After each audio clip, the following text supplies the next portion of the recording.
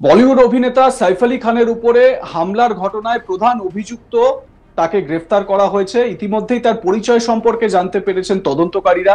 জানা যাচ্ছে ওই ব্যক্তি নাকি বাংলাদেশি নাগরিক।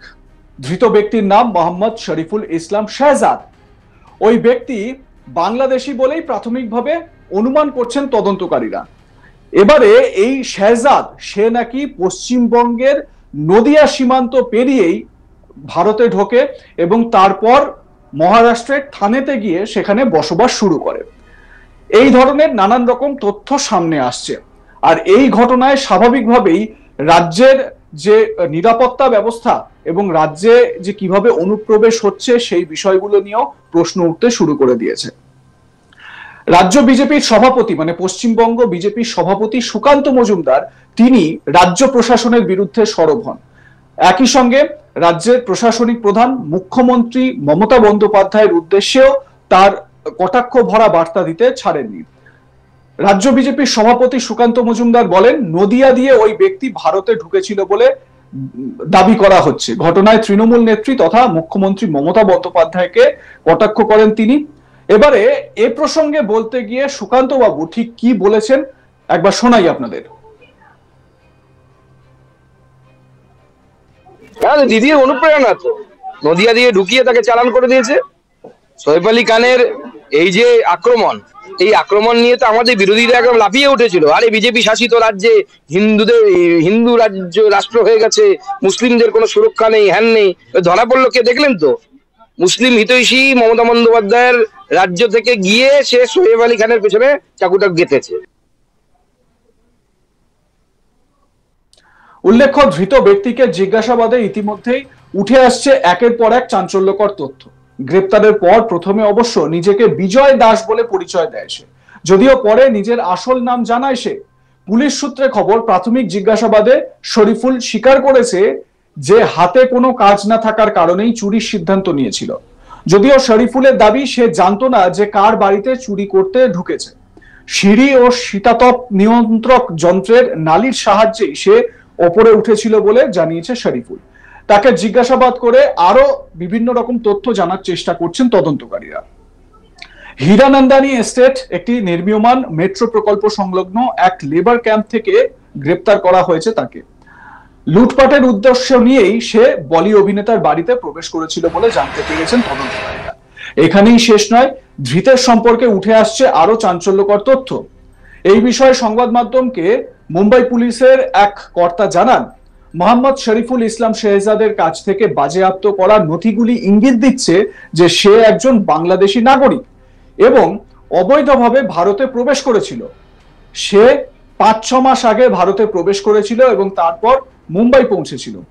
এমনকি পুলিশি জিজ্ঞাসাবাদে সে নিজেকে প্রথমে বিজয় দাস বলে পরিচয় দেয়।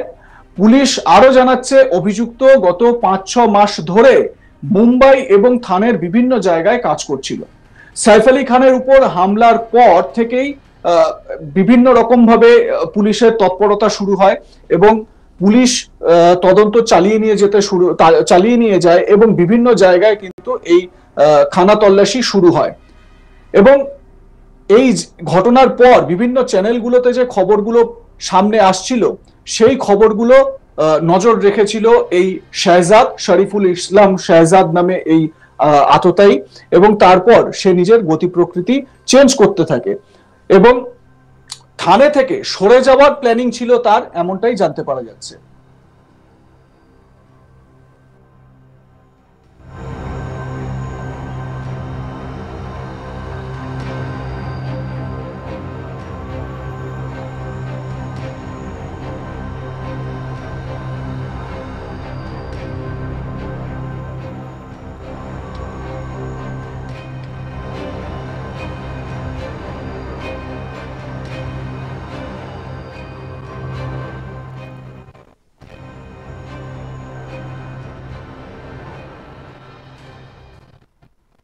মুম্বাই পুলিশের জোন 9 এর ডিসিপি তিনি এ বিষয়ে ব্রিফ দিয়েছেন।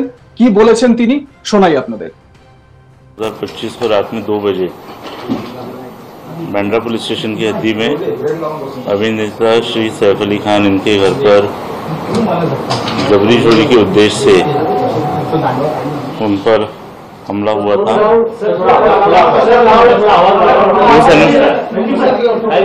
उस कारण से बांद्रा पुलिस स्टेशन में गुना दाखिल किया गया है और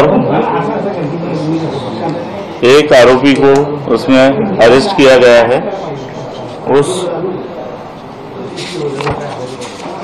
आरोपी का नाम मोहम्मद शरीफुल इस्लाम शहजाद है। मोहम्मद शरीफुल इस्लाम शहजाद, एज 30 इयर्स। अभी तक की इन्वेस्टिगेशन में ये समझ में आया है कि ये आरोपी चोरी के इरादे से उस घर में उसने एंटर किया था और उस समय पर ये इंसिडेंस हुआ था। इस एक्यूज को कोर्ट में पेश किया जाएगा और पुलिस कस्टडी की रिक्वेस्ट की जाएगी और उसके बाद आगे का इन्वेस्टिगेशन किया जाएगा। सर, ये आरोपी बेसिकली कहाँ रहता था मुंबई में और कब से वहाँ काम करता था?